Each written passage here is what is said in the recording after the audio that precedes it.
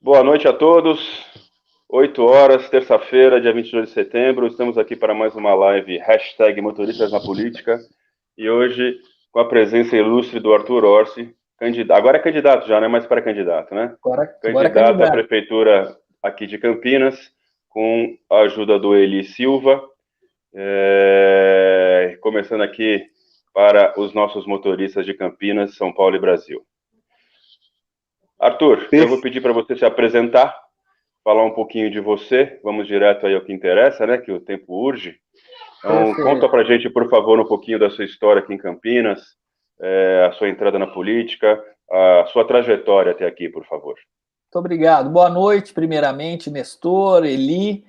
É um prazer estar com todos vocês aí, com o pessoal, com os motoristas por aplicativo, para todos os internautas. É um prazer muito grande a gente estar aqui. Nestor, eu tenho uma vida já voltada para as questões políticas já faz muito tempo, né? Eu tenho 50 anos, sou nascido em Campinas, né? Sou casado, tenho minha família, minha mulher, meus 2 filhos, a Rafaela, de 9 anos, o Arthur, de 11, e minha esposa Fernanda, que é médica. Sou advogado formado aqui pela Faculdade de Direito da PUC, em Campinas, me formei em 1992. Sou advogado, militante, gosto muito de advogar, tenho um prazer muito grande na advocacia, e também sou servidor público concursado, né, da Câmara Municipal de Campinas, já faz quase 30 anos, né? Fui vereador por 3 vezes na cidade de Campinas, iniciei meu primeiro mandato em 2005 e fui até 2016, quando então eu saí candidato a prefeito pelo PSD e fiquei em segundo lugar com quase 80 mil votos naquela eleição. Eu vou fazer uma parte, desculpa te interromper, mas dessa vez o PSD, você tinha alguma coligação ou era o PSD sozinho? Nenhuma coligação, só o PSD, da mesma forma que agora. Isso é determinante, Nestor, pelo seguinte: nós não fazemos esses acordos políticos que esses partidos tradicionais fazem, né? Na eleição passada, o prefeito tinha 29 partidos apoiando ele, o atual prefeito. E nós saímos sozinhos, né? E você vê o custo que isso foi para a cidade de Campinas, Nestor, né? A nossa cidade teve que sustentar 29 partidos numa mega coligação, e por isso que nós estamos sofrendo todas essas questões hoje. Excesso de número de cargos em comissão, né? Só para empregar esse exército de militantes, de pessoas de partidos políticos que o Jonas colocou na administração. 25 secretarias municipais, 10 autarquias e empresas públicas, né? Pessoas que não têm nenhum tipo de qualificação técnica ocupando diversos desses cargos. Você vê só na Sanasa, que é a nossa empresa de saneamento de água aqui de Campinas, que é uma empresa que tem que primar pela questão técnica. Nós tínhamos 6 presidentes e membros de executivas de partidos políticos como gerentes e assessores especiais da Sanasa. O que eles entendem de abastecimento de água? Absolutamente nada. Nós tivemos um professor de educação física, presidente de um partido político aqui de Campinas, que ficou por 6 anos na Sanasa, numa gerência, né? Ele saiu da Secretaria de Esportes e foi para uma gerência na Sanasa. Então, sem querer desmerecer ninguém, ele foi por causa da questão política, né? Para o Jonas atender. Então, é essa estrutura tradicional que nós temos que quebrar hoje na cidade de Campinas. Nós não temos compromisso com o partido, nós não temos compromisso para arrumar uma boquinha, um emprego para ninguém na administração. Nós temos compromisso de enxugar essa máquina, de privatizar aquilo que não estiver funcionando, de enxugar essas secretarias e investir esses recursos, o Nestor, aonde eles realmente precisam, na segurança, na saúde e na educação. Ótimo. Eli? Já temos Já temos uma pergunta aqui, é muito bom quando tem a interação, né? Boa noite. O Marcos Eduardo quer saber de você, Orsi. Como vereador, o que de bom você fez pela cidade e como prefeito pretende apoiar nossa categoria, de qual forma? Olha, eu fui vereador até 2016, né, Nestor? E naquele momento tinha uma discussão muito intensa na cidade, porque a INDEC ela estava apreendendo muito os trabalhadores, os motoristas por aplicativo na nossa cidade. Eu me lembro que naquela ocasião nós tivemos várias manifestações na Câmara Municipal, né, cobrando do poder público, exigindo que o poder público deixasse o pessoal trabalhar. Isso em 2016. 2015 e 2016. Então, havia uma verdadeira perseguição por parte dessa administração, do Jonas Donizete, da INDEC, com relação aos motoristas de aplicativo. Era um absurdo o tipo de perseguição.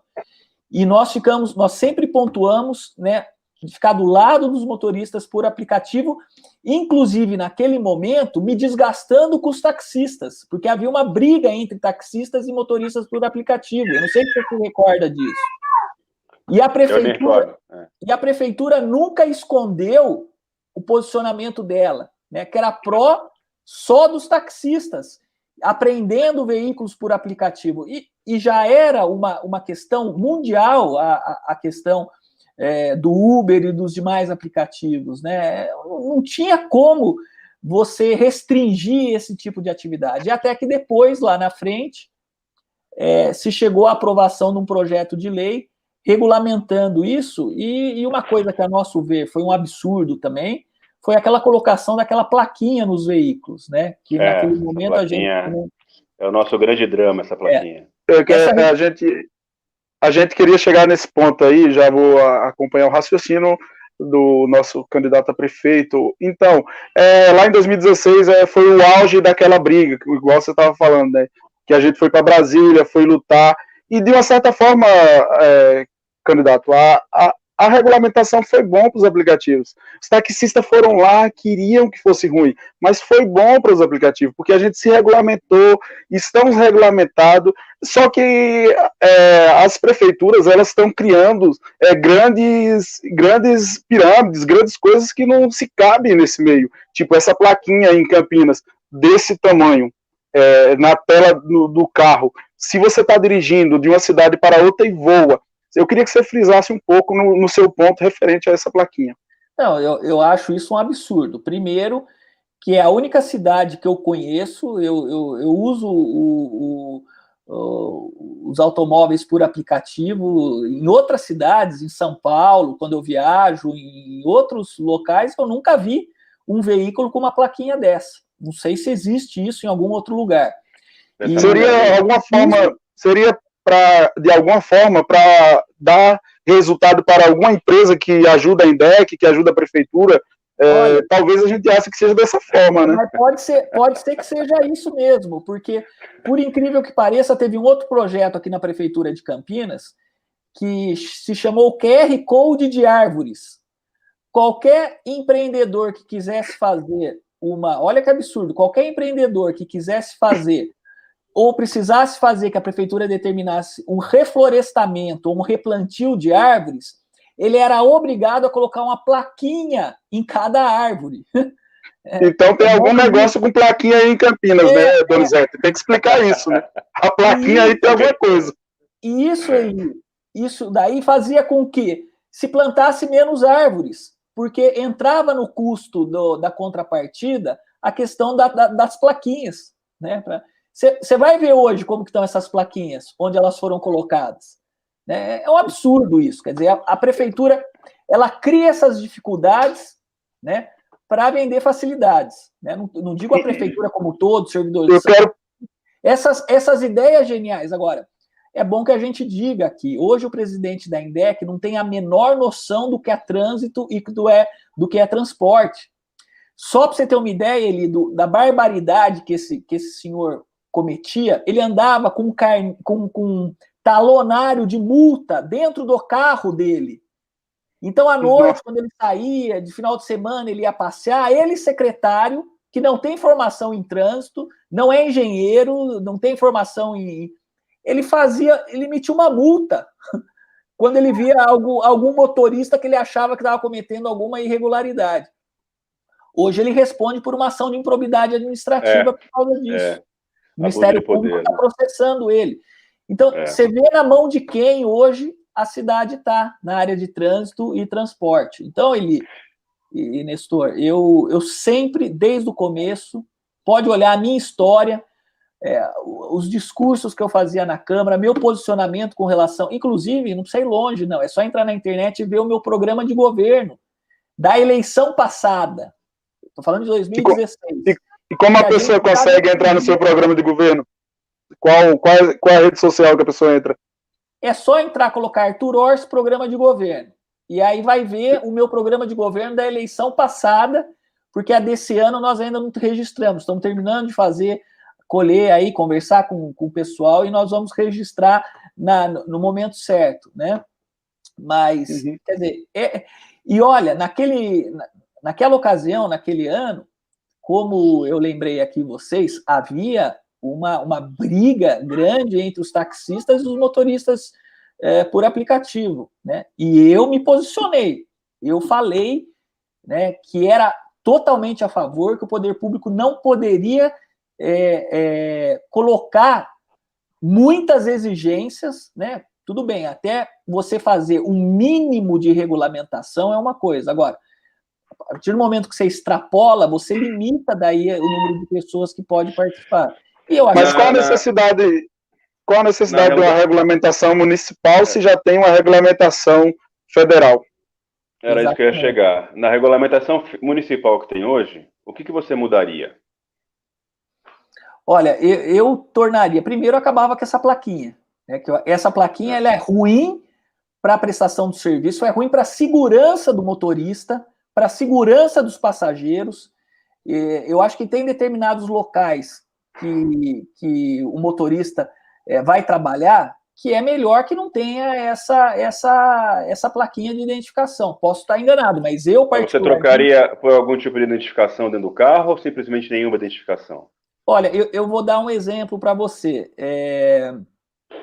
Numa viagem que eu fiz ao exterior, eu vi que na Holanda, por exemplo, todos os motoristas de táxi que também podiam, ao mesmo tempo, ser taxistas e podiam utilizar um aplicativo, eles tinham dentro do carro uma carteirinha que ficava no console ali, mostrando que ele estava autorizado pelo município a exercer essa atividade.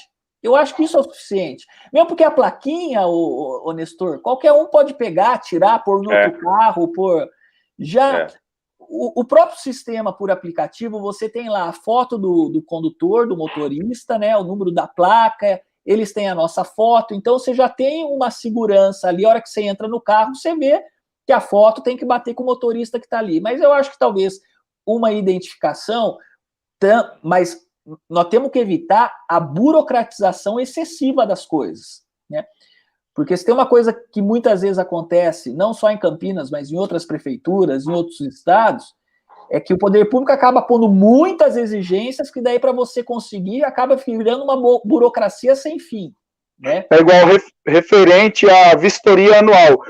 Qual a sua posição e a referente a uma vistoria anual de carros novos, de veículos novos, né? Eli, eu vou dar um exemplo aqui para você. Eu tenho um contato muito grande com o pessoal que faz transporte escolar. Né? É uma preocupação grande da gente, dos pais, de todos, que as vans do transporte escolar estejam adequadas com a questão de segurança, cinto de segurança, a verificação das condições do veículo, motor, pneus, enfim, toda a segurança necessária. Só que a INDEC, ela coloca tanta exigência e cobra uma taxa absurda para você fazer a vistoria, que no caso sai do bolso do motorista, né? Do bolso do motorista, e ela não é uma vez só por ano. né? Ela não é só anual, né? E se ele troca de carro 3 vezes no ano, ele tem que fazer a vistoria dos 3 veículos. E é uma fortuna. E a maneira com que eles fazem a fiscalização. Hoje, a INDEC não tem condições, a INDEC não tem condições hoje de fazer a vistoria. Quantos motoristas por aplicativo temos em Campinas? 15 mil? Esse número é um pouco dúbio, né? Porque você considera a região metropolitana inteira, mas acho que dá para falar nos 15 mil. Mas olha, a prefeitura não tem condições de fazer a vistoria no transporte escolar. Imagina em 15 mil motoristas por aplicativo. Eles vão acabar querendo contratar uma empresa para fazer isso, e aí o custo vai lá para a estratosfera. Perfeito. Os próprios aplicativos, eles têm um controle de qualidade muito grande. Se eu entro num carro e faço uma viagem e o motorista não me agrada porque ele cometeu alguma atitude, ou se o passageiro também não agrada, o motorista pode denunciar. Se o veículo não está em boas condições, eu posso ali denunciar, né, pela plataforma que tem do aplicativo. Enfim, o próprio sistema ele tem um controle rígido de qualidade. Isso está funcionando bem, né? Eu utilizo muito os aplicativos e eu vejo que raramente, mas muito raramente... O vistoriador é o próprio passageiro. Eu sempre quis pôr isso na cabeça dos políticos. Quem vistoria o carro do motorista de aplicativo é o próprio passageiro. Não se precisa de vistoria. Mas tem pessoas, vereadores, candidatos e tudo, que defendem essa vistoria. Eu sou do contra. Eu também acho que essa vistoria, na minha opinião, acho que essa vistoria não seria adequada. Eu, particularmente, acho isso. Se porventura a gente perceber que existe daí problemas na verificação e na qualidade dos veículos, o que hoje eu não acredito que esteja acontecendo, aí a gente pode estudar uma medida... O que acontece é o seguinte, tem muito carro sem condição de rodar, porque os aplicativos não fazem essa seleção, né, digamos assim. Então, o motorista que se profissionalizou, porque hoje, no começo, os aplicativos eram uma alternativa, né? Um bico. E isso virou uma profissão hoje, né? Então, muito motorista que se profissionalizou sente uma espécie de uma concorrência desleal do sujeito que não cuida do carro dele. Então, eventualmente, estamos aqui supondo as coisas, né? Eventualmente, uma vistoria nesse sentido ajudasse a categoria. Mas isso é talvez um assunto aí a debater. Faz a pergunta, né, do Paulo aí, Nestor. Olha o Paulo aí perguntando. O Paulo Madruga, Paulão, nosso parceiro, nós, motoristas de aplicativos, queremos mais segurança e melhores condições de trabalho na região metropolitana. Locais de embarque e desembarque para aplicativos na rodoviária, aeroporto, shoppings e no centro. Bolsões de estacionamento, isso aí já entra também aproveitando a deixa aqui, a liberação de faixas de ônibus para os motoristas usarem em horários de pico no centro. Você tem alguma posição em relação a esses assuntos? Eu acho que ele travou, hein? Opa, acho que ele ouviu, hein? Voltou. Acho que ele ouviu. Voltou. Você ouviu a pergunta? Ouvi a pergunta. Tá. Em qualquer lugar do mundo que você vá, você tem ali, em todos esses bolsões, aeroporto, rodoviária, centros de eventos, acesso específico para os motoristas por aplicativo. Em todo lugar. E essa é uma realidade que existe hoje mundialmente. E a questão dos aplicativos, seja para veículos, seja para entrega de mercadorias, para pedido de entrega de comida, isso é uma realidade irreversível. Então, nós temos que adequar, o poder público tem que se adequar para que esse serviço possa ser utilizado de maneira mais apropriada, inclusive para os usuários de uma cidade que, como você disse, o tempo todo utilizam. Se eu for viajar, se eu for tomar um ônibus, se eu for pegar um ônibus, for no aeroporto, eu não vou mais pegar o meu carro e vou deixar no estacionamento lá para pagar uma fortuna. Eu vou solicitar um aplicativo que é muito mais barato, é mais rápido, é muito tranquilo, só que realmente tem que ter condições. De a hora que eu vou sair do aeroporto ou vou sair da rodoviária, ele possa parar lá com tranquilidade para fazer Existe hoje, nós sabemos disso, por parte dessa administração, e isso ninguém esconde, né? Isso é uma realidade, uma resistência muito grande para fazer isso para os motoristas por aplicativo. Porque existe uma relação aí que nós não sabemos a fundo qual que é, para beneficiar só uma determinada categoria, né? Então, nós precisamos mudar sim essa realidade. Eu acho que eu trabalharei muito para que isso realmente aconteça, né? A gente tem que primeiro ver, e aí eu concordo com você também, se existem veículos hoje que estão rodando sem condições, né, que não têm a menor possibilidade, que não prestam um bom serviço, eu acho que vocês também têm que denunciar isso, né, porque o mau motorista por aplicativo acaba comprometendo a imagem dos bons. Mas o motorista não tem como fazer essa denúncia. Mas aí seria e nem para a prefeitura. Seria um caso a ser estudado, né? Seria um caso a ser estudado. Por exemplo, se eu vejo um motorista num carro todo ferrado, pneu, sei lá, jacareca, aquela coisa toda, muito sujo, eu não tenho como denunciar isso para o aplicativo. Perfeito. O passageiro, sim, o passageiro, como você falou, ele pode dar nota baixa lá e denunciar não, fazer um report lá, né? Mas eu, como motorista, não tenho como me defender dessa, sei lá, concorrência ilegal, digamos assim, desleal, não ilegal, desleal. Certo. Eu vou aproveitar aqui, o Rafael, ele fez aqui duas perguntas. Qual a visão do Orsi em relação à vistoria, que você já falou, e se haveria possibilidade de subsídio ao motorista da cidade.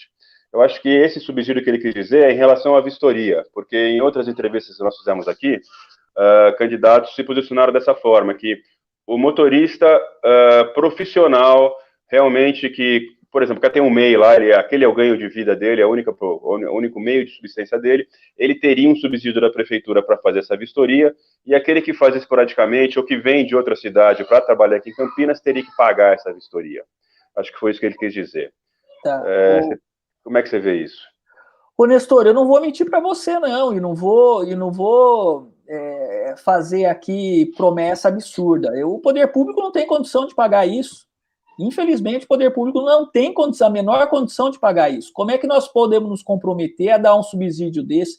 Eu, inclusive, sou totalmente contrário a qualquer subsídio que o poder público dá para as permissões, né, para os taxistas que têm permissão, né, porque o município já tem o ponto de táxi, já tem a iniciativa privada. Agora a gente tem que desburocratizar isso. Não pode o poder público ficar passando a mão na cabeça o tempo todo. Desculpa a sinceridade. Parece que o Estado entra para atrapalhar, né? Exatamente. O Estado chega para atrapalhar, né? Tá funcionando direitinho, mas o Estado entra para atrapalhar. Eu recebi uma visita aqui que ela vai dormir, ela faz questão de me dar um beijinho. Tudo bem? Boa noite, meu amor. Dá um beijo. Boa noite. Agora, Nestor, você imagine só o seguinte, se a gente tem aqui 10 mil, 15 mil motoristas por aplicativo na cidade, e aí vai ser feita a vistoria. Então, vamos supor 10 mil carros para ser vistoriados por ano. Que isso custe... A INDEC não tem condição de fazer essa vistoria. A prefeitura não tem capacidade, né? Não tem capacidade de fazer a vistoria. Aqui em São Paulo, eles inventaram, criaram e não tem capacidade de fazer a vistoria. Aí vai repassar para as empresas de vistoria. E dessa forma a prefeitura pagar, ainda mais inflar o Estado, né?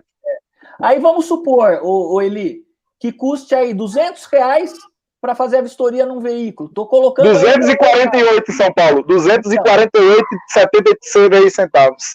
Então você coloca 248 vezes 10 mil. Quanto que dá isso?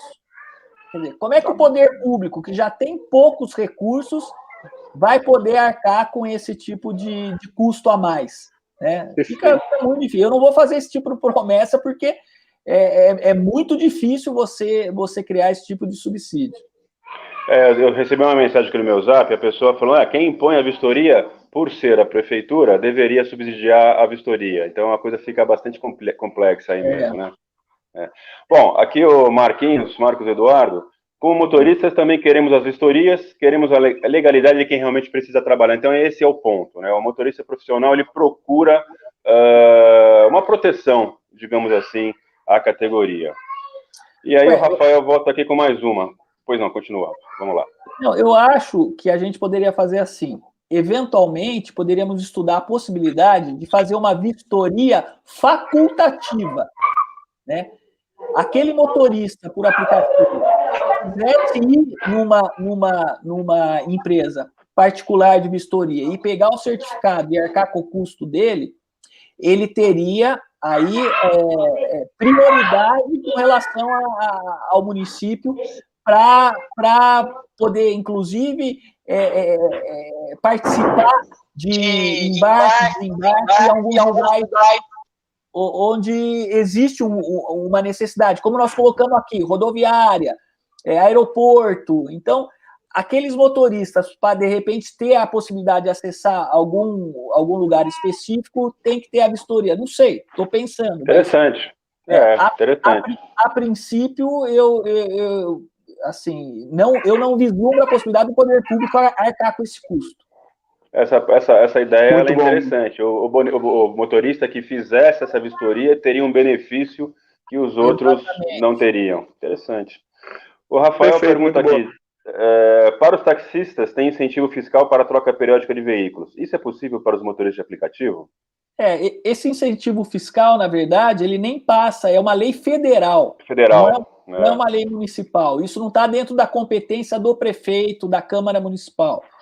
Isso daí tem que ser uma legislação federal que trata do assunto. Eu não sei se o Eli é advogado, Eli. Eli é só motorista de aplicativo. Ensino médio. Ele vai para o casamento depois. Não, é que eu estou se profissionalizando para estar nas lives um pouco mais bem apresentável, né? Tá muito legal. Tá com o cara de advogado. Olha lá, tá vendo? Quem sabe, né? Você deve conhecer esse nosso parceiro aqui, o Wellington Silos. Wellington. Bom, dê uma boa noite para você aqui. Boa noite. Boa noite. Eu queria tocar num ponto aqui que não tem nada a ver com motorista de aplicativo, mas como você é político, eu queria tocar nesse ponto. A Itália reduziu em 1/3 o número de parlamentares na Câmara dos Deputados e no Senado. Como vê isso vindo para o Brasil? Tem alguma possibilidade disso vir para o Brasil em âmbito estadual, federal e municipal? Eu acho que foi um exemplo maravilhoso que foi dado pela Itália. O país foi um dos países muito afetados pela pandemia no primeiro momento, depois, assim, todos os países sofreram muito, primeiro na Europa e agora a gente com a questão da pandemia, e a economia, houve uma retração muito grande por parte da economia. A Itália vive muito do turismo, né? Eles não têm ainda uma perspectiva de quando eles vão conseguir retomar plenamente o turismo no país, e ali você tem um número muito grande da população que vive por conta do turismo. Então, eles tomaram essa medida que eu acho muito salutar e muito correta, né? Muito apropriada até para o momento. Agora, para diminuir o número de parlamentares na esfera federal, precisam os parlamentares federais decidirem. Estadual, precisam os parlamentares estaduais decidirem.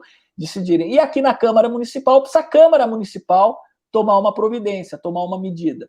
Gostei dessa sua posição. Eu sou totalmente a favor, totalmente a favor. Eu acho que, por um lado, você tem a questão da representatividade, mas, por outro lado, você tem o exemplo, né? Você tem o norte que eles estão querendo dar para mostrar que precisa se economizar. O poder público precisa dar esses exemplos e cortar na carne, né? Para que provem, né? Mostrem que eles também estão cooperando, né?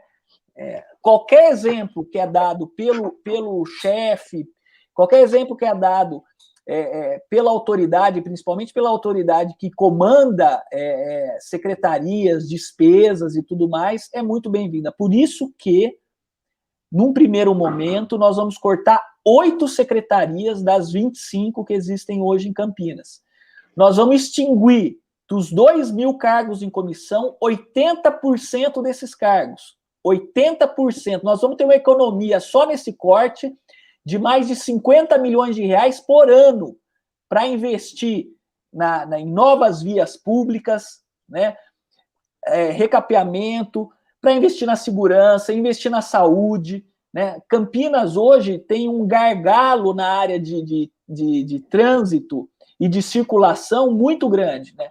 O Nestor, os motoristas por aplicativo sabem disso. Tem determinadas regiões da cidade que você só acessa via rodovia. Você tem que pegar Dom Pedro, tem que pegar Santos Dumont, tem que pegar Anhanguera, porque você não tem vias de circulação interna para fazer isso. Agora, imagina uma cidade do porte de Campinas, né, rica, né, em comparação a outras cidades do Brasil, a 7ª cidade que mais arrecada no Brasil, né, na frente de muitas capitais, e a gente tem uma dependência hoje das rodovias estaduais, né, para fazer a circulação interna. Arthur, eu vou aproveitar aqui a sua, na verdade, a pergunta dele e a sua resposta. Uma parte dela você já respondeu, que é em relação à diminuição de custos e gastos. Eu queria saber qual que é a sua experiência em gestão. Ô, Nestor, eu sou formado em Direito com especialização em Direito Administrativo, né?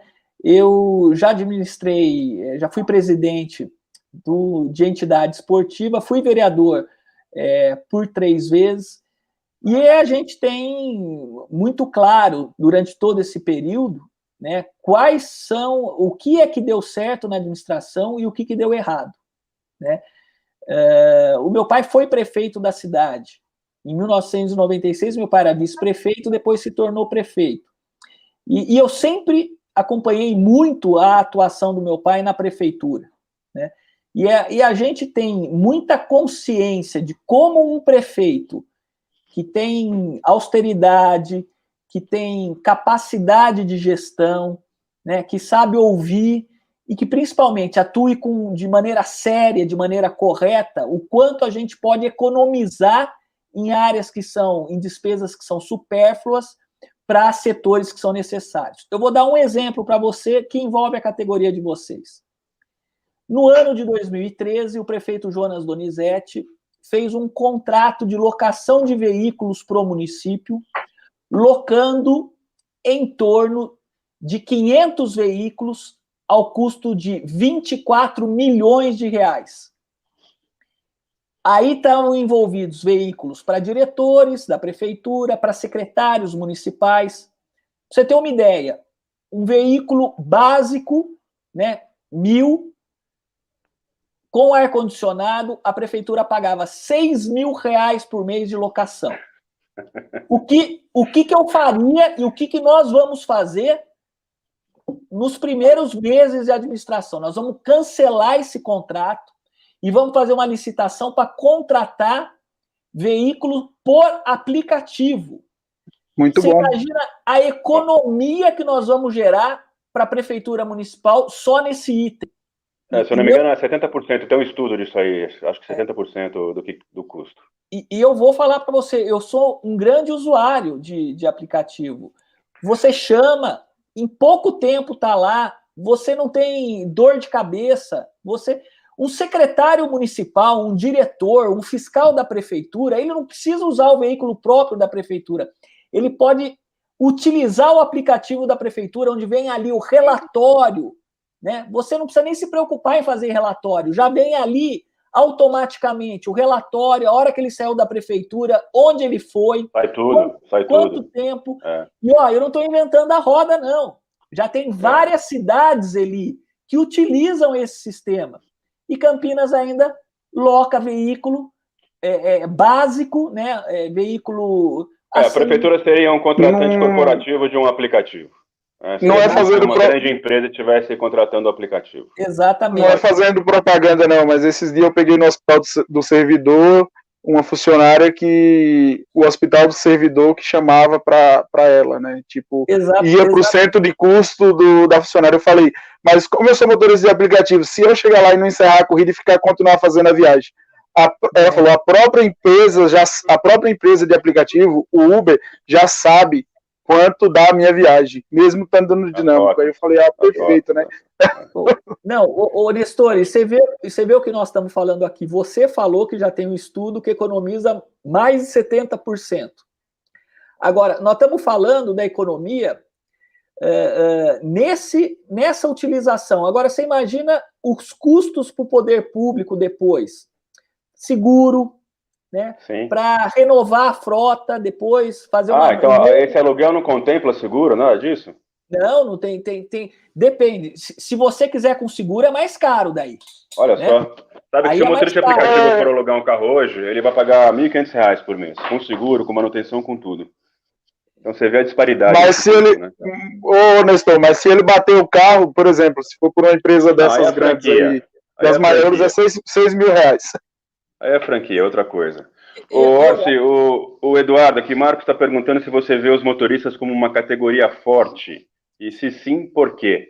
Sem dúvida. Eu acho que os motoristas são uma categoria forte. Eu acho que existe muita divisão dentro da categoria. Se vocês fossem mais unidos em torno de alguns objetivos, vocês teriam uma força enorme, né?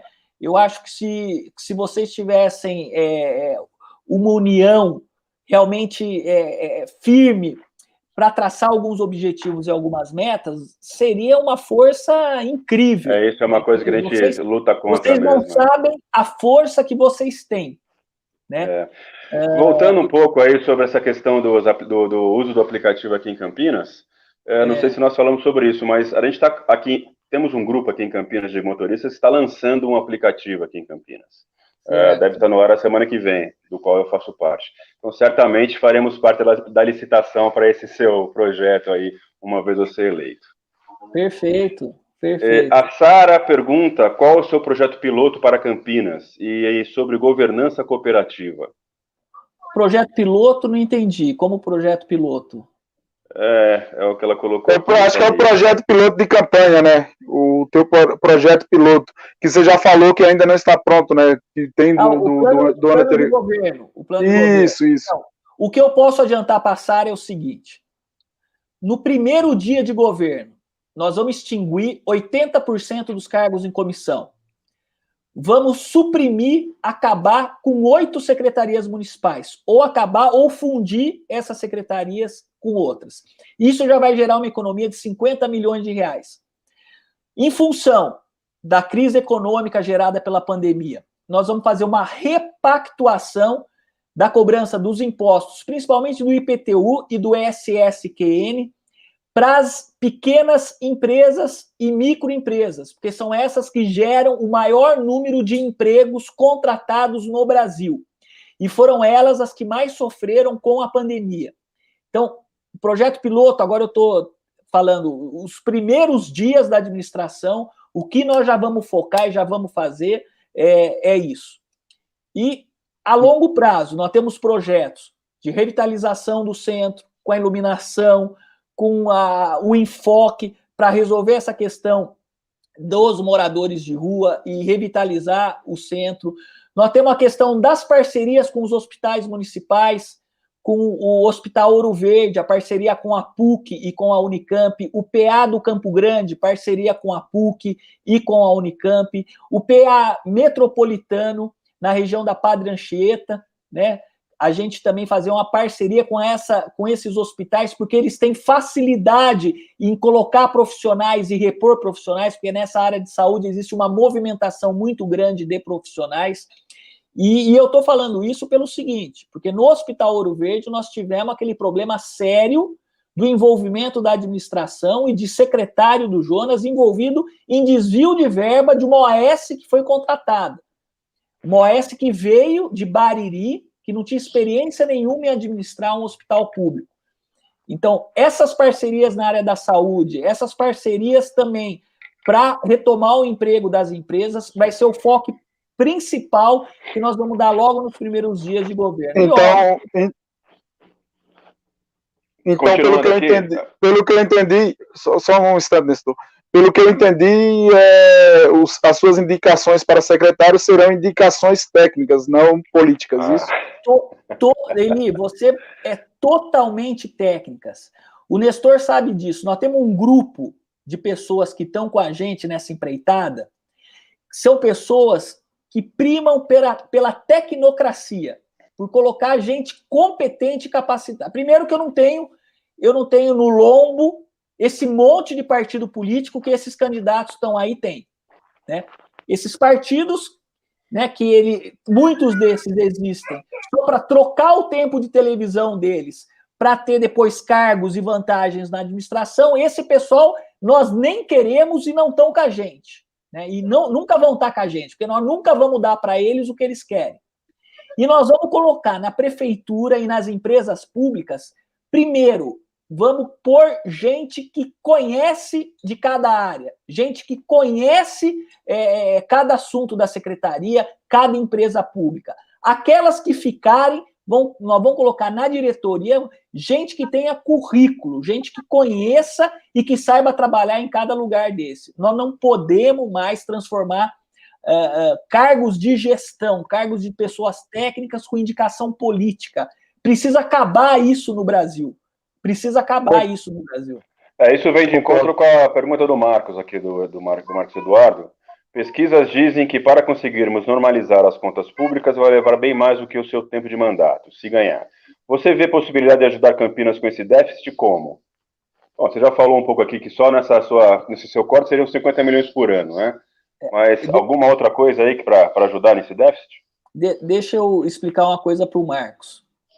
A cidade de Campinas tem hoje uma dívida consolidada em torno de 2 bilhões de reais.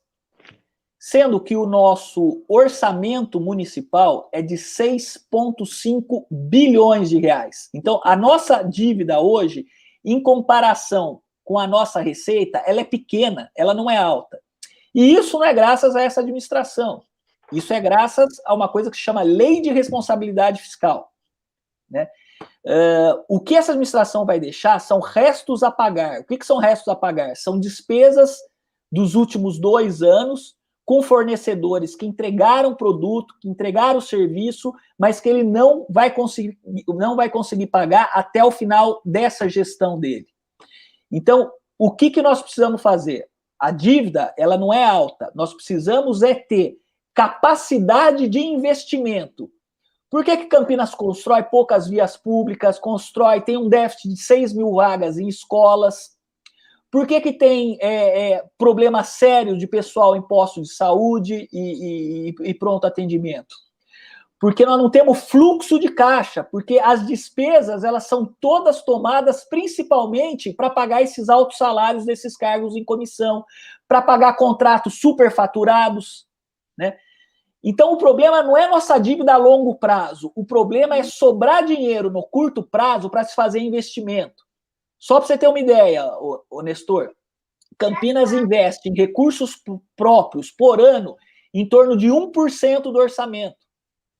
Então, nosso orçamento de 6 bilhões, a gente investe por ano 60 milhões. É um absurdo isso. São Paulo investe... quase nada. São Paulo investe 6, 7% do orçamento. Olha a diferença. Aí vai ficando gargalo. Gargalo na área, nas creches, gargalo nas vias, gargalo na...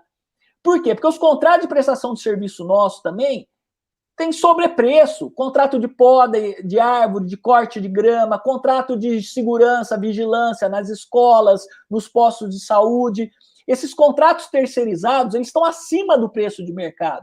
Nós vamos repactuar tudo isso e vai sobrar mais dinheiro para investimento. Então, eu não tenho preocupação na dívida a longo prazo. A nossa preocupação é sobrar dinheiro no curto prazo para que a gente possa investir nas necessidades da cidade. Ótimo. O Marcos entrou aqui, eu comentei sobre o aplicativo, né? Nós, como motoristas, estamos fazendo o aplicativo municipal. Você vê possibilidade de colocar esse aplicativo municipal para rodar dentro da prefeitura e ajudar os motoristas regionais? Aí precisa de uma licitação. Você só pode contratar por meio de licitação.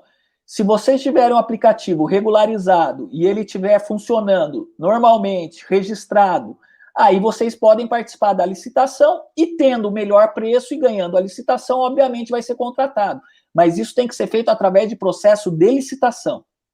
Perfeito. A Sara colocou aqui a contratação de auditores externos para uma melhor gestão na saúde, segurança e administração. É o que você colocou há pouco, né? Mas a Sara, eu queria responder para ela. Campinas hoje não tem uma controladoria geral do município.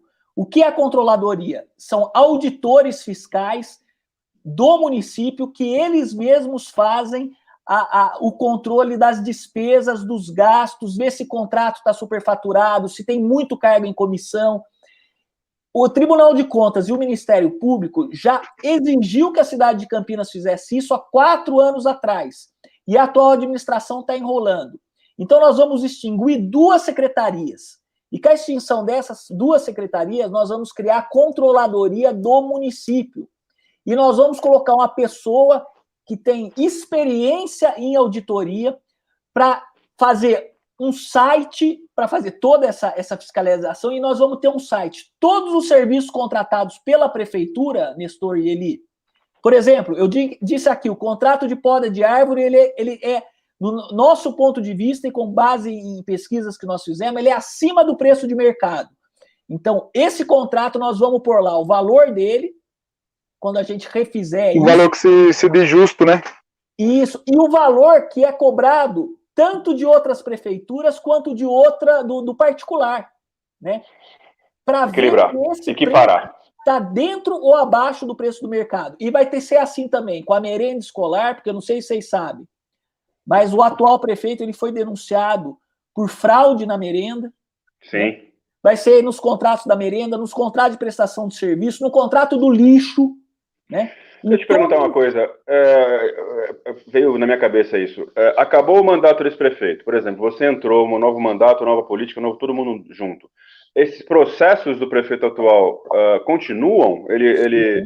Como é que funciona isso? Sim, esses processos na justiça continuam. Inclusive no processo relativo aos cargos em comissão, que fomos nós que denunciamos, né, em 2013, quando ele aumentou o número de cargos, né? E já teve um resultado agora do Tribunal de Justiça, Sim. que o Ministério entrou com ação há 3, 4 anos atrás. Teve uma decisão do Tribunal de Justiça agora, declarando o prefeito inelegível, perda das funções públicas e pagamento de uma multa altíssima por conta desses cargos em comissão criados em excesso só para atender os apadrinhados. Ô Nestor, e você vê que esses cargos em comissão não havia necessidade deles, que esses dias agora, recentemente, o prefeito teve uma briguinha com um dos partidos políticos que estava na base dele. Ele mandou 330 para correr, né? Ele mandou 50 assessores embora de uma vez. Ou seja, qual que é a necessidade disso? Se de uma hora para outra ele manda 50 embora porque o partido brigou com ele.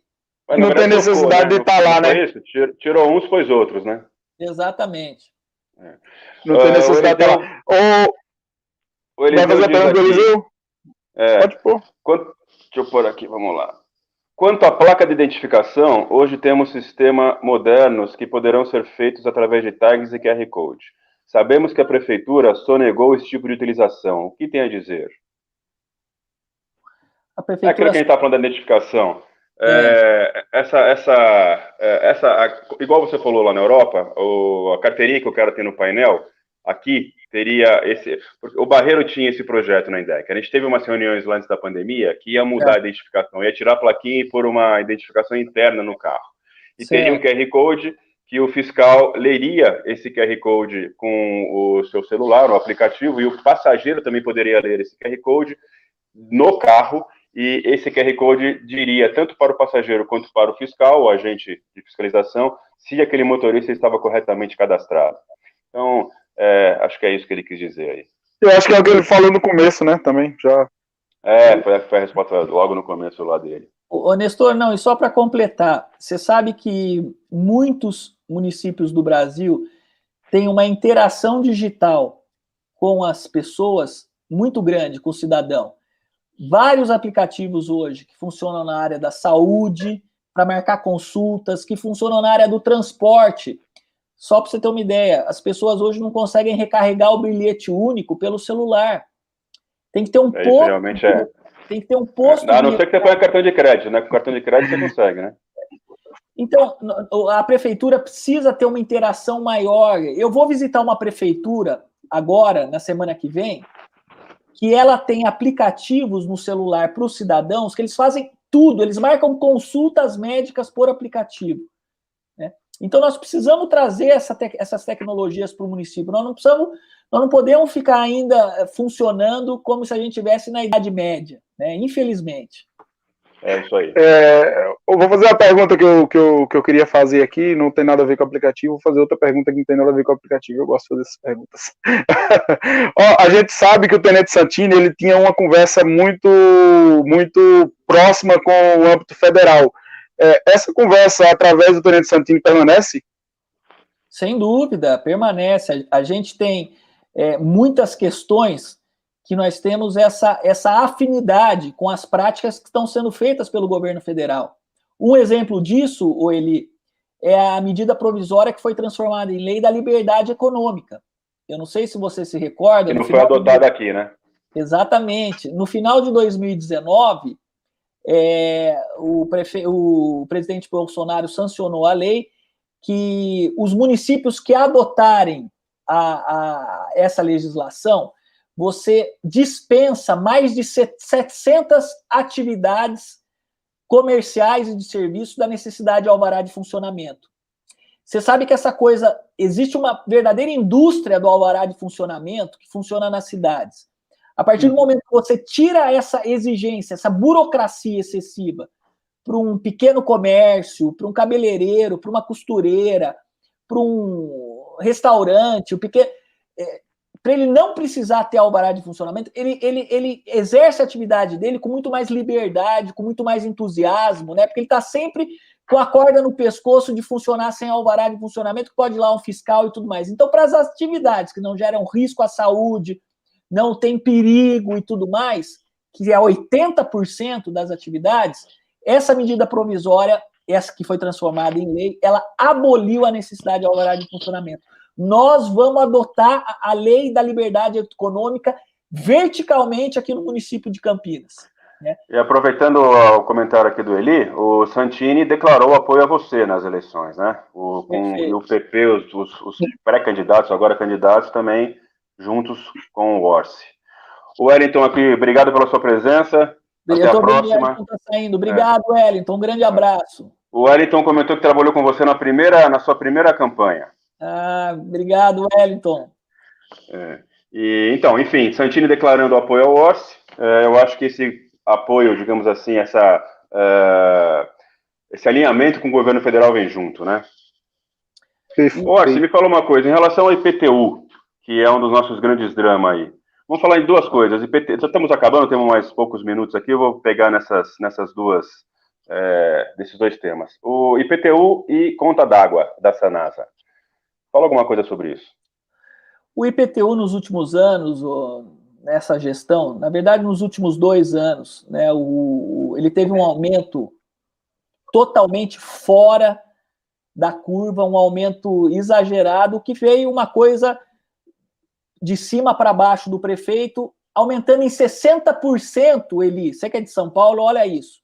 O prefeito, em 2017, mandou um projeto de lei para a Câmara e, na surdina, do dia para a noite, em 2 sessões extraordinárias convocadas por um presidente que hoje é candidato, convocou de afogadilho, foi aprovado 60% de aumento no IPTU, em mais de 200 mil imóveis. É duro que a gente não vê os frutos desse valor que é pago, né?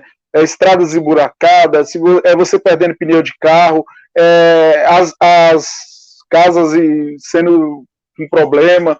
A gente não vê o resultado. Se você paga o IPTU e IPVA e vê um resultado, você fica mais feliz, mas você não vê. Não, e olha só o que acontece, por isso que essa pergunta do Nestor é muito boa. Hoje, se você pegar o carnê do IPTU, aparece lá, valor venal do imóvel, né, o valor de venda do imóvel. Em milhares de casos, o valor de venda do imóvel que a prefeitura coloca o valor é maior do que se você vendesse hoje mesmo no mercado. Então, isso é uma distorção. Então, o IPTU está sendo cobrado com base num valor irreal, um valor muito acima do valor de mercado. E o Código Tributário, a Constituição Federal, estabelece o seguinte: o imposto ele tem que ser cobrado sobre uma base de cálculo verdadeira, uma base de cálculo justa. Você não pode cobrar imposto um bem que vale 500, a prefeitura, o poder público vem e fala, não, o seu bem para mim custa 1.500 e eu vou... Eles é que decidem, né? Então, o que nós temos que fazer? A prefeitura tem perdido várias ações na justiça. Então, o que nós temos que fazer? Nós temos que pegar esse mapa de valores, que é esse instrumento que estabelece quanto vale cada imóvel em cada região da cidade e trazer para a realidade, para a verdade, né? Para daí a prefeitura, a alíquota do IPTU ser cobrada sobre uma base de cálculo verdadeira e não sobre uma base de cálculo falsa. É isso que nós vamos fazer. Porque o que aconteceu aqui, Nestor? Aumentou demais a inadimplência no pagamento do IPTU. Muito, muito. Porque as pessoas, quando veem que o imposto ele não é justo, o que elas fazem? Ó, tá cobrando uma coisa que não é justa, vou pôr do lado aqui, não vou mais pagar. Infelizmente. Então, a gente trazendo o imposto para uma verdade, para uma realidade, as pessoas, elas vão querer pagar o imposto. Né? Se você tem retorno pelo imposto, né? Você tendo retorno pelo imposto, por que não pagar? Exatamente. Não, e desde que o imposto seja justo, né, Nestor? Imagina a prefeitura fala, ó, o imóvel que você está morando hoje vale R$1 milhão, mas na verdade, se você for vender o imóvel, ele vale 500 mil, 600 mil. Você está pagando imposto sobre 1 milhão, né? Sim. Perfeito. O Paulo César Madruga aí falou, né? Na minha opinião, você está preparado para administrar Campinas. Tem meu apoio. Ganhou Paulo apoio César Madruga. Muito obrigado, perfeito. Madruga. Um grande abraço. Fala para os amigos, viu? Ajuda Eli. Acho que a gente está terminando. Nós estamos nos minutos finais aqui. Eu queria saber se você tem mais alguma pergunta e depois passar para as considerações finais dele. A gente está encerrando. Eu quero só agradecer o Arthur Rossi, que participou com a gente, que veio aqui, que deu a cara para se bater. Espero que os outros candidatos venham também, continue vindo nessa interação, nesse diálogo com o motorista de aplicativo, nesse pet a pet, que é o que a gente precisa, os motoristas de aplicativo precisam dos nossos gestores. Muito obrigado. Boa noite. Orsi, suas palavras finais, suas considerações, o que você quiser.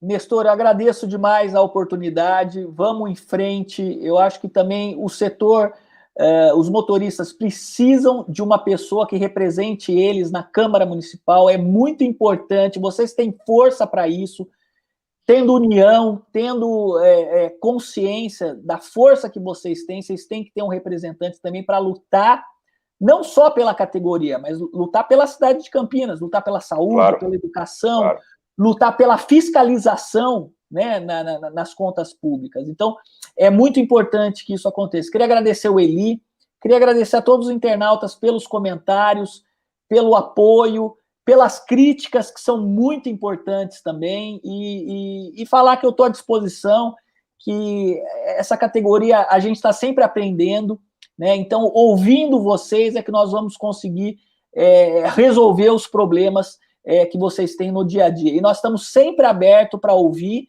e para arrumar soluções. Então, mais uma vez, Nestor, muito obrigado, um grande abraço a você, ao Eli, e a todo o pessoal que participou dessa live.